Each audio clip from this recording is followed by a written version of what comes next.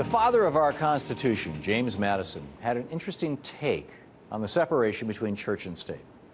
As he wrote to Baptist church leaders in 1811, and he was president, he said, "I've always regarded the practical distinction between religion and civil government as essential to the purity of both." Madison knew that we shouldn't mix religion and government just to protect ourselves against the rise of the theocrats, and not just to do that, but also to preserve religion itself in its purest form, free from political meddling. Both entities, church and state, are better off when they're separated entirely from each other. Now, interestingly, the same maxim holds true when it comes to corporation and state. When mixed, both become corrupted, not just the government, both. Our founding fathers knew this all too well, as they had rebelled not just against a monarchy in 1776, but also against the world's largest transnational corporation, the East India Company. Just before the American Revolution, virtually all the members of the British Parliament were stockholders in the East India Company. A tenth had made their fortunes in that company, and the company generously funded parliamentary elections. Sound familiar? With Parliament completely captured, the East India Company was then able to get what was then the biggest corporate tax cut in the history of the world. It's called the Tea Act of 1773, that allowed them to undercut independent tea distributors here in the colonies. The colonists were furious about this, the Walmartization of the tea business, and they responded by dressing up like Indians, boarding East India Company ships, and throwing $1 million worth of the East India Company's tea into Boston's harbor, triggering the American Revolutionary War. That might explain why our founding fathers, after independence, specifically chose not to give corporations any rights in our Constitution, or even mention the word corporation at all in the entire document. But corporate power in America is relentless. Within 100 years of American independence, morally bankrupt corporate slave masters in the South and rich banksters and industrialists in the North tore our nation apart into a civil war. Abraham Lincoln was forced into an unholy alliance with those corporations in the North, giving them enormous subsidies to build railroads across the nation to help the war effort. And once the war was over, the Vanderbilts, the Goulds, and the other railroad elites rose up with their fortunes, corrupted our government, and ushered in the robber baron era. Alarmed by this and the capture of the Republican Party by these robber barons, in his 1888 State of the Union address, President Grover Cleveland, the only Democrat to serve as president during the Gilded Age, from the death of Abraham Lincoln until Woodrow Wilson, basically, described the grim situation in America, saying, "As we view the achievements of aggregated capital, we discover the existence of trusts, combinations, and monopolies, while the citizen is struggling far in the rear or is trampled to death beneath an iron heel. Corporations, which should be the carefully restrained creatures of the law and the servants of the people, are fast becoming the people's masters." This is from his State of the Union address. But by the turn of the 20th century, working people were fighting back.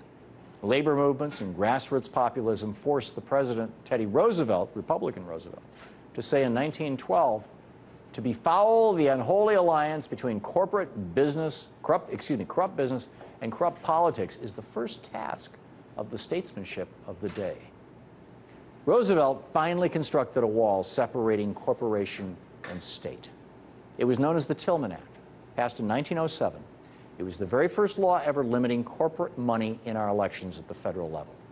As the law states, "It shall be unlawful for any national bank or any corporation organized by authority of any laws of Congress to make a money contribution in connection with any election to any political office." Those corporations that broke this law were subject to big fines, and executives faced hard prison time. Corporate corrupted government had lit the fuse to war twice and ruled during an era of unprecedented abuse of working people in the United States. With the Tillman Act, Roosevelt hoped a complete separation between the two would defend against the same mistakes of the past. Unfortunately, he was wrong. A decade later, just a decade later, Republican Warren Harding won the presidency on a platform that literally promised quote, "Less government in business, more business in government," end quote. That was his campaign slogan.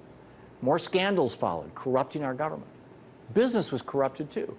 Having gotten what they wanted in fewer regulations and lower taxes, corporations went on a speculative frenzy. The 1920s roared, creating massive real estate and stock market bubbles that eventually burst in 1929, triggering the Republican Great Depression and adding to the rap sheet of the consequences of the unholy alliance between corporation and state. Here was President Franklin Roosevelt describing the horrors of corporate government in 1936. We had to struggle with the old enemies of peace, business and financial monopoly, speculation, reckless banking, class antagonism, sectionalism, war profiteering.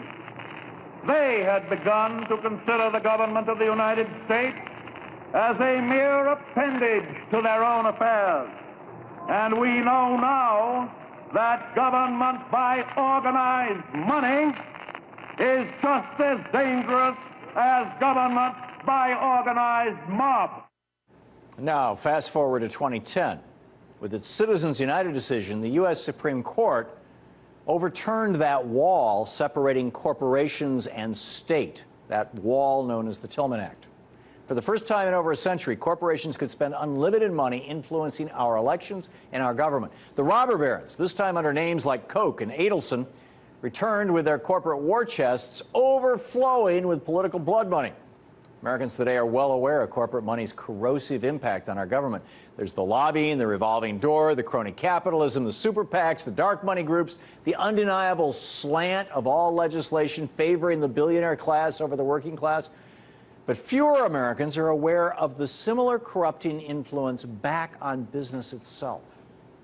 If there's one thing the corporate elite, who gave hundreds of millions of dollars to Karl Rove to buy the election, should have learned from last Tuesday, it's that they would be better off just focusing on their own damn business. Coal Baron Robert Murray recently announced he's laying off 163 people because he says President Obama was reelected.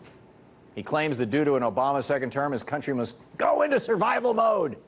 Yet his company, Murray Energy, wasn't in trouble just weeks before the election when Robert Murray shelled out $100,000 in campaign contributions to Karl Rove's super PAC.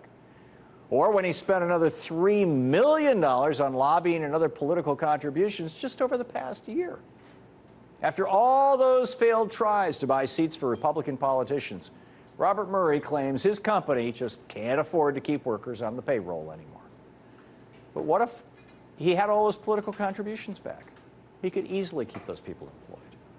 And there's Applebee's franchisee Zane Tankel, who gave thousands to Republican politicians this election cycle and is now promising to lay off workers because he doesn't want to comply with the Obamacare mandate of providing health insurance to his employees.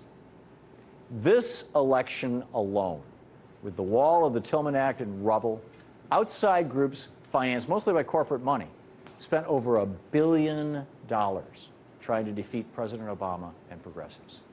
On top of that, the U.S. Chamber of Commerce opened up its coffers this year and spent an additional $95 million lobbying our government. In 2009 and 2010, the Chamber spent roughly $150 million each year. This flood of corporate money into our politics, whether through lobbying or electioneering, happens every single year in America, corrupting our democratic institutions, but also corrupting our private sector economy. How many more millions of Americans would be working today if, rather than investing $1 billion in Mitt Romney, the corporate elite had invested $1 billion in research and development, or in new factories, or in hiring new workers? Rather than spending $100 million lobbying this year, what if the corporate elite had used that money to give their workers health insurance, or pensions, or better wages?